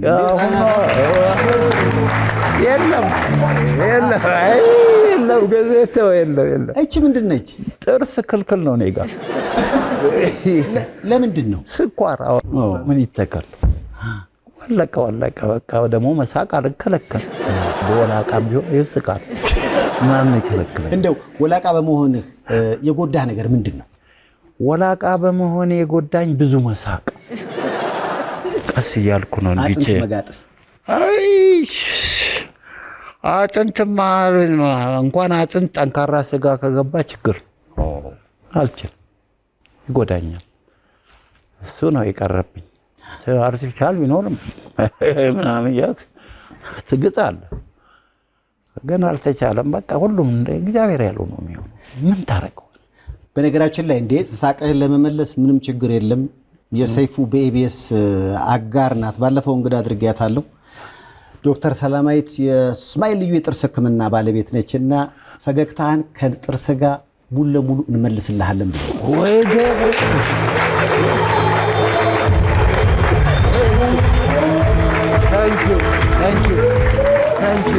እግዚአብሔር ይስጥልኝ፣ እግዚአብሔር ያከብርልኝ። በጣም ጊዜ ይስጥልኝ ጌታዬ፣ በጣም ደስ ይለኛል። ጥርስህ በቃ ማለት ያሸማቀቅ ነበር ወላቃ መሆኑ ስቲል ሀረተው? አዎ ስቲል አሁን ነው እንደውም እንግዲህ ወደ 10 ምናምን ዓመት ሆኖታል። በቃ እየለመድኩት መጣውና በጣም ሃሃሃ ብዬ ስገዳራ ቀስ በል ይሉኛል። ለሳይ ለካ የለኝም ጥርስ።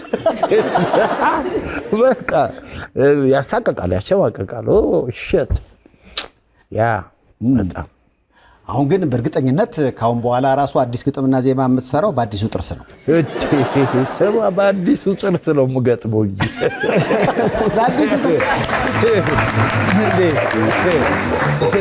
እንደውም ዝም ብዬ ሳስብ ልሳቅልሽ የሚል ዘፈን የምጽፍ ይመስላል። ኧረ ሳቅ ነው እንጂ ሁሉ ሳቅ እያልክ ሳቅ። በቃ ቡከራ ምንድፍት ያሳቅ ያ ምን አገባ? እንደዛ ነው። በአዲሱ ጥርስማ ሳቅ ነው። ሳቅ እንደውም ኢሳያስ ዘፈን ውስጥ የሚገባ ይመስላል። ትክክል። ያልበሙ መጠሪያ ነው። ካስረዘምከው ግን ሳቅ እንዳትል። የጥላውን ሲሆን እንደዛ እንዳይሆን እንደው ሳቅ ነው አንተ የፈለግኸው። ሳቅ ቀስ እያልክ ሳቅ የከፋውን ሳቅ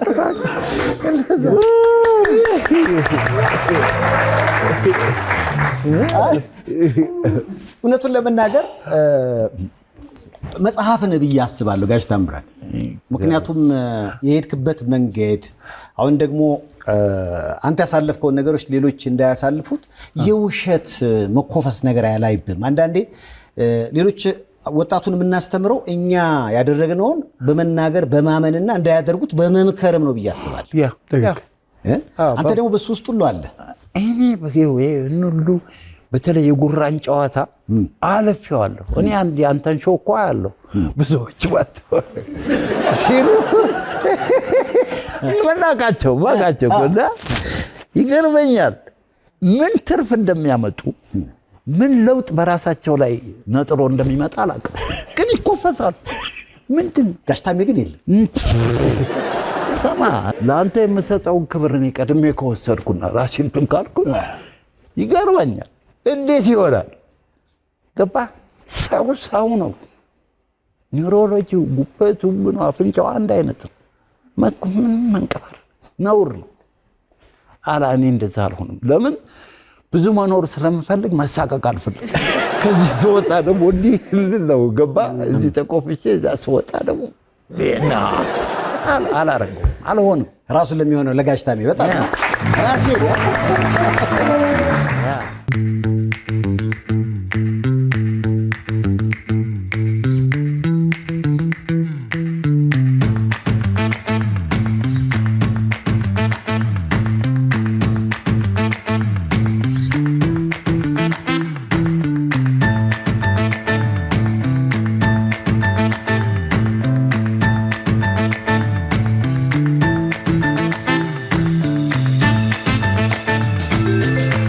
ለመላው ክርስቲያኖች እንኳን ለጌታችን ለመድኃኒታችን ለኢየሱስ ክርስቶስ የልደት በዓል በሰላም አደረሰን።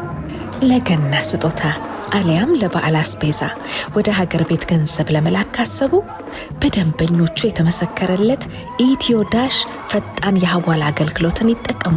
የኢትዮ ዳሽ የስልክ መተግበሪያን ከአፕ ስቶር እና ከፕሌይ ስቶር ስልክዎ ላይ በመጫን የእርስዎንና የቤተሰቦን ደስታ ያድምቁ። በዓሉን የሰላም ያደርግልን። ከኢትዮ ዳሽ። እንደው ታመህ መጥፎ ጊዜያትን ያሳለፍክበት ጊዜ አለ? እሱ በጣም ጥሩ ጥያቄ ነው። እዚህ መጣሁ የዛሬ 3 ዓመት መጣሁና የኖርኩ ያለው በቃ ልሄድ ልክ አንድ 15 ቀን 3 ሳምንት ሲቀረኝ ታመምኩ። እሺ በጣም ታመምኩ። ምን ነው ለነገር አይደለም በጣም ታመምኩኝና ከዛ እዚህ ኤርሚያስ ምናምን ታውቃቸው በቃ ሆስፒታል ወሰዱኝ። አሞኛል አልኳቸው። ሰዱኝ ሲመረመር ሃርኒያ አለብህ አሉኝ። ሃርኒያ ይሄ አንጀት የሚወጣል ስስ አንጀት እዚህና እዚህ ወጥቷል። በቃ ተኛው እዛ ቀደዱኝ። ምን አልኩኝና ለማገገም ሳስበው እዚህ ሀገር አይሆን ያን ጊዜ ከተማ ከበደ ኬኬ ከተማ ከበደ እግዚአብሔር ይስጠው እሱ እንደ ቀልድ ሳንቲም ወርውሮልኝ ነበር። አየህ እሱ ባይሰጠኝ ልታከም አልችልም። እሱም አላወቀም። ተመልሼ ማለት ሆስፒታል ገባሁ። ከዛ ተቀዳደድኩኝ። ምን አልኩኝ ይሄን እዚህ ጋር ነው አንዱ እዚህ ጋር ነው አንዱ ሪከቨር ለማድረግ አይ አሜሪካ ልሄድ አልኩና ሄድኩ። እዛ ሲሄድ ደግሞ ሮቤል የሚባል ልጅ አለ። ሮቤል የሚባል ጓደኛዬ ተቀበለኝ፣ ቤቱ አስገባኝ። ከዛ ደግሞ ልጆች ሲሰሙ እዛ አለች አንድ ድሪም ካፌ የምትባል እዛ ያሉ ተሰባሰቡ ልጆች እንዴት ሳሟል መዋጮ እናርግና አንድ ነገር እናርግለት አሉና አረጉልኝ። እሷን ያስኩኝ። ከዛ በሱ በሽታ ደግሞ እንትን ስል ምን ይመጣል ፕሮስቴት ስመረመር እንደገና ፕሮስቴት አለብህ ተራ ጠብቅ ወረፋ ጠብቅ እያሉ ያመላልሱኛል። 3 ዓመት ሙሉ ፕሮስቴቱን ሳልቀደድ ሳልድን። እሺ በቃ እነሱ እርዳታ እነ ታቦርነ እርዳታ አረገልኝ። በዛ 3 ዓመት ሙሉ በቃ ታከምኩ። አሜሪካ ፕሮስቴቱንም አወጡት። ከዛ ልክ ከሆስፒታል ልወጣ 7 ቀን ሲቀረኝ ኪሴ ትንሽ ሳንቲም ነበረች። ኤር ቲኬት ገዛሁ። እዚች ሀገርማ አሁን ከዳንኩ አልሞትም። አሜሪካ? አዎ። እሺ ገዛሁና ቲኬት በቃ ለማንኛቸውም ቻው ሳልል ምን ሳልል በ7ኛው ቀን እዚህ መጣሁ። ዋው ደስ ሲል። ታክመ የቀረው የትኬት ገንዘብ ብቻ ነበረ። አዎ በቃ ለእናት ሀገር ሲልህ እኮ ምን አባት ይላርግ እናት ሀገር የሚለውን የጥላሁን ዘፈን እናት ሀገር እያልኩ መጣሁ። እንደገና የአስቴር ዘፈን ደግሞ አለ እኔ ምን ቸገረኝ ቢሞላ ባይሞላ ሀገር ይገባለው ሰው ጥሎኛ ይባላል። በቃ ሁሌም ማስበው ዘፈን እና እንደዛ ነው የመጣሁት። ከልጅ ልጅ መለየት ቢከብድም በጣም የምትኮራበት ግጥምና ዜማ የትኛው ነው? ወደው ያቀባብራሉ። ያ ቴዲ ታደሰ እስኪ በል አምናና ካቻምና ወድጄሽ ነበረ አይ ወድጄሽ ነበረ ዘንድሮ ብሶብኝ ሳይሻለኝ ቀረ አይ ሳይሻለኝ ቀረ ተጎዳብሽ ልቤ አንቺን ባፈቀረ አይ አንቺን ባፈቀረ ቢሰማሽ እኔማ ከጭንቀት አልዳንኩ እንደው ላላገኝሽ ባከንኩ ያከባብራሎይ በናፍቆቱ ወዳጅን ቢሰጡት ፈተና ናፍቆቴ ተይነይና አጫውቼኝ እንደኔ ሆኝና ኖ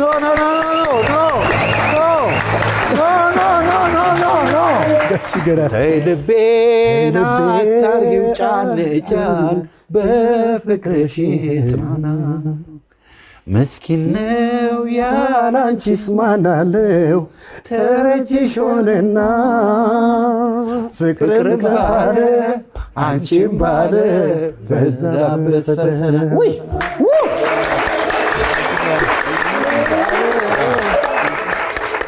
ጋሽታም ያለቀስክ እንዴ? ቴዲያው ለምን? እኔ ራሱ አስጠፋብኝ። ይመጣብኛል። እባክህ በእናትህ ሰው እኮ ወይኔ ቴዲ ወደው ዘፋኝ ነው እና ስራዬን ጥሩ ስለሰራልኝ ጊዜው ደግሞ ጥሩ ነው፣ ቆንጆ ነው። ችስታ ስንሆን ብቻ ነው አዲስ አበባ የሚያስጠላል። when we are broke በቃ let's go somewhere ነጋዴ ያለ ምናምን በጥስ አለ ትሄዳለህ፣ ድሬዳዋ ምን ትሄዳለህ። ያንን ዘመን እያስታወስኩ ነው እንደዚህም ባይሚመጣው እና በእናታችሁ አበርቱት ጋሽታሜን። አይዞ ያቀባብራሉ ስትል ግን ምንን እያሰብክ ነው? በቃ ዘፈኑን ነው። ዘፈኑን ስለምወደው እንዲወጣ ፈልጋለሁ። ያቀባብራሉ በናፍቆት ወዳጅ ቢሰጡት ፈተና ናፍቆቴ ተይነይና አጫውቼኝ እንደኔ ውይ ኧረ እንደሆነ ቀለ ብዙ ጊዜ ግጥምና ዜማ ከሰሩ ሰዎች ጋር አውርቻለሁ። አንተ በቃ የሆነ ዘፈኑን ስትሰራው የሆነ እውነትን መሰረት ለዛ ነው ካንጀትህ ነው ስትጽፍ የሚመጣልባ። ለምን መሰለህ? በቃ እንትኑ ቃሉ ማሰሪያውን ፍለጋ መጀመሪያ ትጽፋለህ። ከዛ ያከባብራለ ስትል የሌላ ማሰሪያ ቃል ጥሩ ቃል ከመጣ ጽፈህ እዛ ስደርስ በቃ ወተላል ወይ ነው በቃ ጥሩ ግጥም። እውነትን መሰረት ያደረገ ዘፈን ነው። አሁን ለምሳሌ ይሄን ስትሰራ የምታስባት ሴት ነበረች? የለም።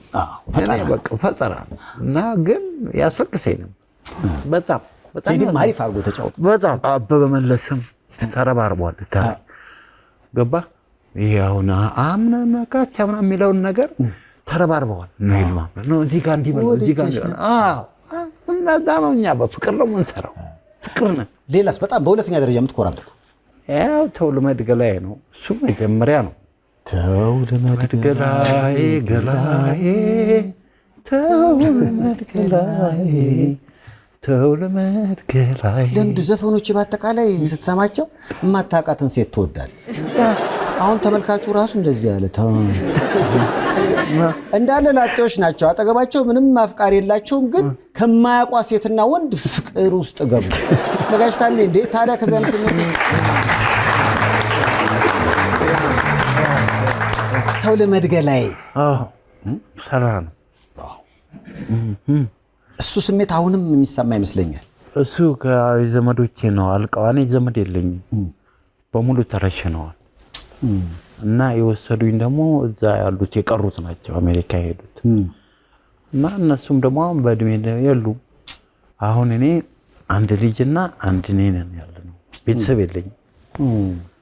እና አሁን ደግሞ ቤተሰብ የሚባሉት ያው አንተ እሱ ሁሉ ይሄ ህዝብ አይደል ቤተሰብ ሊሆን በአንዱ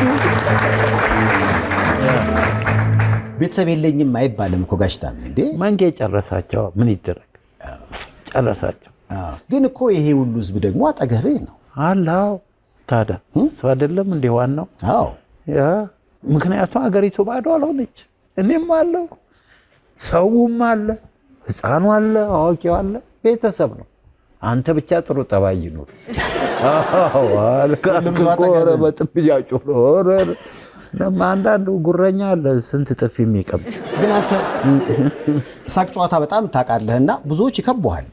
አዎ አሁን ትናንትና ራሱ በዚህ በበዓል ከቀኑ 4 ሰዓት ጀምሮ እስከ ምሽቱ 2 ሰዓት ከሚጠጡ ጓደኞች ጋር ነው ያመሸው። አንተ ግን አለካ? እኔ አለካ ያመኛል፣ መድኃኒት እወስዳለሁ ልሞት ከወሰንኩ እና መድኃኒት ላይ ነኝ፣ አልጠጣም። እንደገና ደግሞ ኤክሳይትመንቱ አለ አገሬ በመሆኔ በጣም ኤክሳይትድ ነኝ።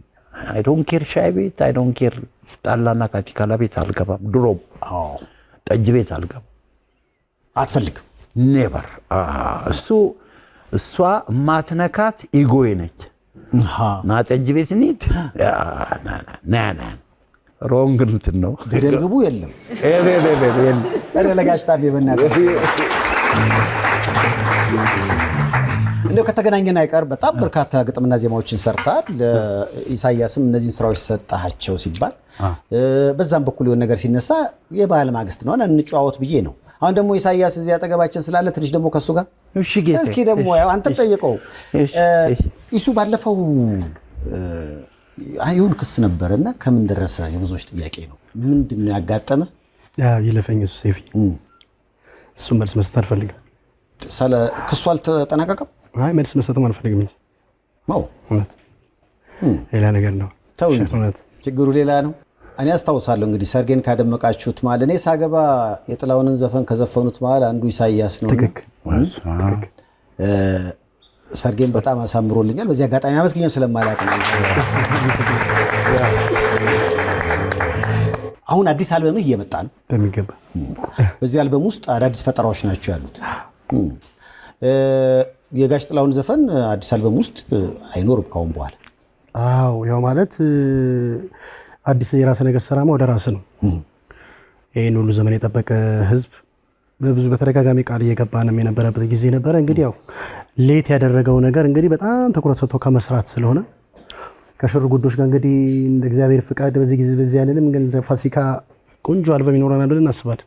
የኢሳያስን አዲስ አልበም በራሱ ፈጠራ አዳዲስ ስራዎች ጋሽ ታሜም ያለበትን አልበም ጠብቁ እኮ እየተባለ ነው። ይሄ በጣም አሪፍ ነው።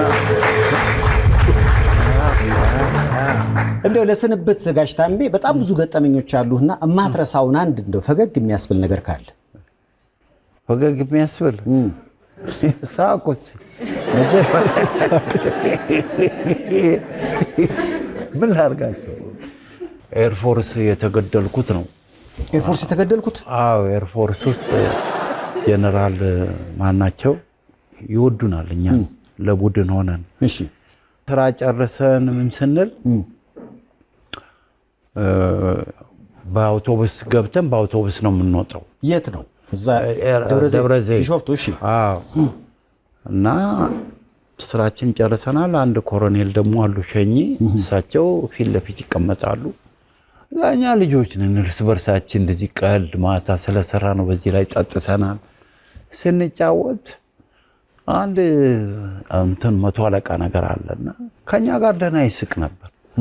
በኋላ በቃ እኛ ስንጫወት ጣልቃ ገባ። እሺ ጣልቃ ሲገባ እኔ ያኔ ግድ የለኝም just shut up man አልኩት። ዝም በል if you don't close your mouth I'll close it for you አልኩት። ኦሮ ብሎ ሽው አደረገኝ። ወደኳ በቃ የለም ሞትኩ። ኮማንዶ ነው። ቆለፈኝ። እኔ እሱን ጋራጅ ዘጋለሁ ስል እኔን ዘጋኝ። ከዛ እነ ታማኝ እኔ ሞቻለሁ አላውቅም። ታሪኩን ነው የምሰማው። እነ ታማኝ ጊታሪስት ዮሐንስ ምናምን ሆኖ ይላሉ። ፈረንጅ ኮሎኔሉ ጋር ሄደው ኧረ ገደለው ኧረ ምናምን ምንድን ነው ምናምን አቤት ጌታዬ እርምጃ ወስጄበታለሁ ምናምን ይላል። በኋላ እሳቸው ሰሙና ምን ሆነ ነው በሌላ አስነሳው አሉት። እንደ መኪና እዛ ወደኩበት መጥቶ አስነሳኝ። ስነሳው ማየው ታማኝ ምናምን ጓደኞቼ ናቸው። እዛ እንዲህ አይነት ቀልድ አልፈልግም አልኳቸው።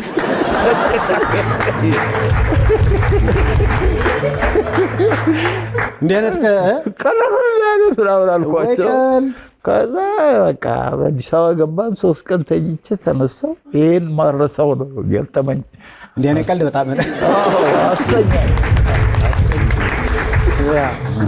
ጋሽ ታምራት እንግዲህ ለበርካታ ዓመታት አሜሪካን ኖረ። ከመሄዱ በፊት በርካታ ስራዎችን ሰራ። ቅድም ያላስታወስናቸው ሌሎችም ስራዎች አሉ መቼም። ኧረ አንድ ዘፈን አለ እኛ ሳልነግርህ እዚህ እንደመጣሁ ሰርቻለሁ። የአፍሪካ ዘፈን በእንግሊዝኛ ነው።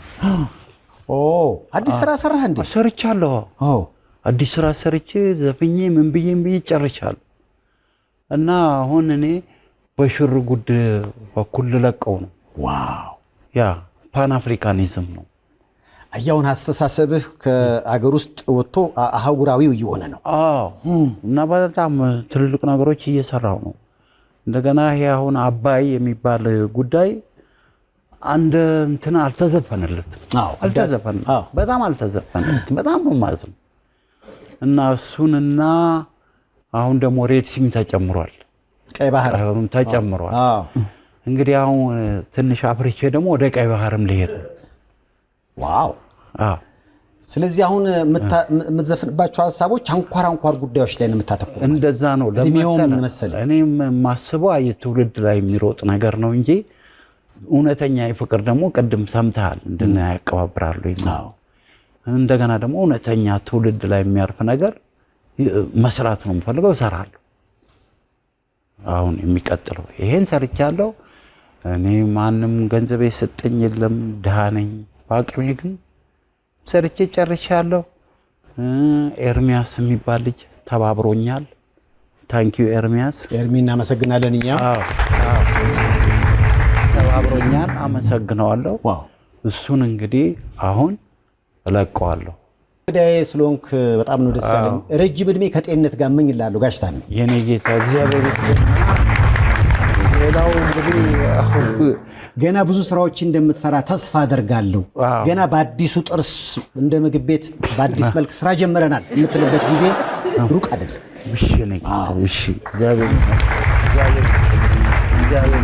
ምናልባት ቀደም ስትል ነበረ እንደዚህ ትልልቅ ባለሙያዎች አሉ፣ ብዙ ያልተነገረላቸው ብዙ የሰሩ ግን ደግሞ እነሱ እንዲሰሩ ማበረታታት ለሀገር ባለውለቷ እንደማስታወስ ነው።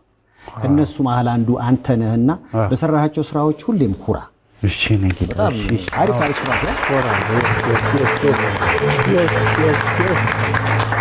ሽርጉዶች እስካሁን ድረስ ያደረግነው እንዳለ ሆኖ ጋሽ ታሜ በጣም እገዛ ያስፈልገዋል ነው የሚሉት የሽርጉድ ሰዎች። ያው እንግዲህ ለአንተ ተጨማሪ ደግሞ የ100,000 ብር ስጦታ እነሆ በረከት ብለውሃል። እንኳን ደስ ያለህ።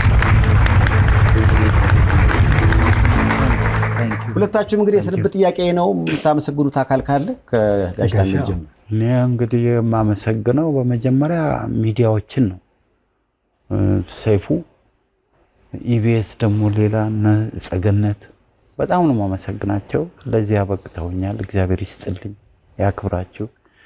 እንደገና ደግሞ ተስፋዬ ሽርጉድ የሚቀጥለው ሰው ነው። እንደዚህ አይነት ሀሳብ አድርጎ ከኪሱ አውጥቶ ገንዘብ ስለሰጠኝ እግዚአብሔር ያክብር፣ እግዚአብሔር ያሳድግ። በጣም በጣም በጣም በጣም አመሰግናለሁ። በጣም ተስፍሽ በጣም አመሰግናለሁ።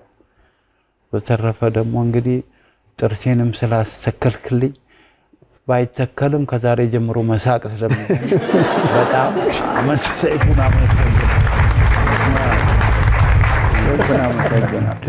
ሌላው እንግዲህ የሚመሰገነው ባላመሰግንም ባመሰግንም በልባቸው ፍቅር የሰጡኝ በልባቸው እንዲሁ ደግ ደጉን የሚያስቡልኝ ሰዎችም አመሰግናቸዋለሁ። እግዚአብሔር ይስጥልኝ እላለሁ።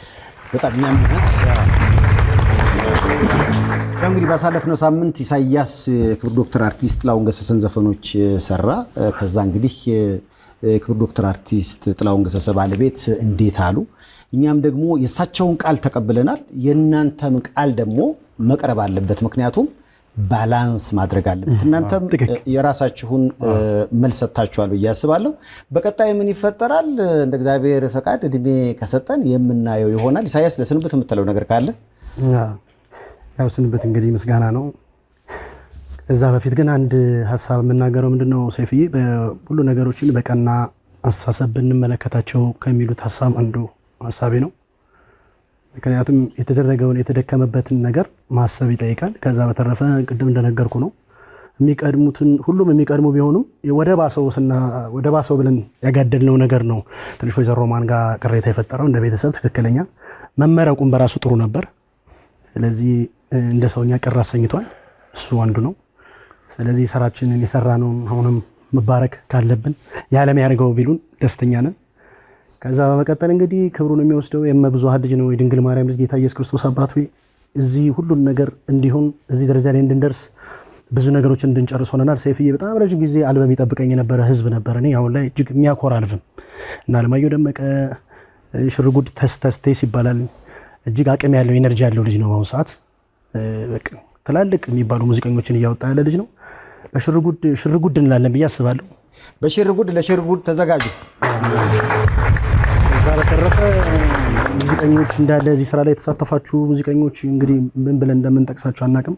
በአጠቃላይ አድርገን እንደምንደማችሁ ቤተሰቦቼ ጠቅላላ አመሰግናለሁ። ሁለቱንም አመስግኑልኝ፣ ጋሽ ታምራትን እንዲሁም ደግሞ ኢሳያስ። በአጋጣሚ ደግሞ ኢሳያስ ታምራትና ጋሽ ታምራት አባትና ልጅ አይነት ይገርማል እኮ ለሁለቱ ከመልእክቶች በኋላ የበዓል ማግስት ልዩ መዝናኛችን ይቀጥላል። ሁለቱንም አመስግናችሁ ሸኙልኝ። ቅኝቶች በጣም አመሰግናለሁ።